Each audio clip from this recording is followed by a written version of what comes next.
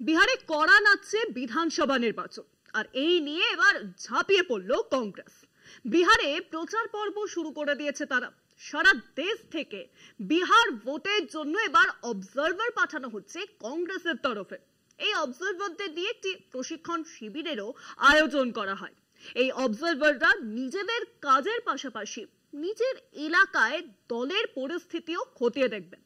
পাশাপাশি রাজ্যের মানুষকে সচেতন করতে 17 আগস্ট থেকে বিহারে ভোট অধিকার যাত্রা শুরু করবেন রাহুল গান্ধী ও তেজস্বী যাদব।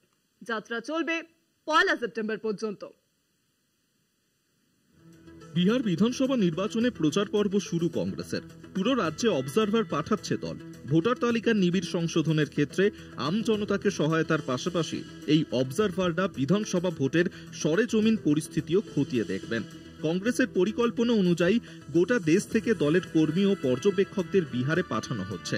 এই সমস্ত অবজারভাররা জেলায় জেলায় গিয়ে সাধারণ মানুষের সঙ্গে সাক্ষাৎ করবেন। ভোটার তালিকায় নাম তোলা, নাম সংশোধন এবং নাম বাদ দেওয়া নিয়ে যাবতীয় সমস্যার কথা শুনবেন। প্রয়োজন পড়লে তাঁরা জেলার আধিকারিকদের সঙ্গে দেখা করে সমস্যা সমাধানের চেষ্টাও করবেন। কংগ্রেসের এই অবজারভারদের নিয়ে পাটনার সদাকত আশ্রমে এক প্রশিক্ষণ শিবিরের আয়োজন করা হয়। এই শিবিরে তাদের দায়িত্ব বুঝিয়ে দেওয়া হয়। এছাড়া অবজারভারদের আরও একটি অতিরিক্ত দায়িত্বও দেওয়া হয়েছে দলের তরফে। নিজের নিজের জেলায় কংগ্রেসের নির্বাচনী গতিবিধি, স্থানীয় স্তরে দলের স্থিতি, প্রার্থীদের জিত বা হারের সম্ভাবনার বিষয়গুলি সম্পূর্ণভাবে খতিয়ে দেখে সেই নিয়ে তাদের হাইকমান্ডকে রিপোর্ট জমা দিতে বলা হয়েছে। দলের ধারণা, এই ব্যবস্থার ফলে শুধু আমজনতার ভোটার লিস্ট নিয়ে সমস্যা দূর হবে তাই নয়, সংগঠনের দিক থেকেও কংগ্রেসের অবস্থান দৃঢ় হবে। এদিকে রাজ্যে প্রচার পর্ব শুরুর অঙ্গ হিসেবে বিহারে প্রচারে যাচ্ছেন রাহুল গান্ধী।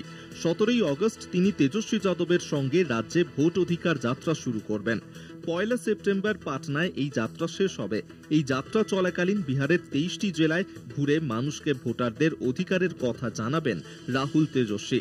নির্বাচন কমিশনের দুর্নীতির সম্পর্কে আমজনতাকে সচেতন করাই তাঁদের উদ্দেশ্য।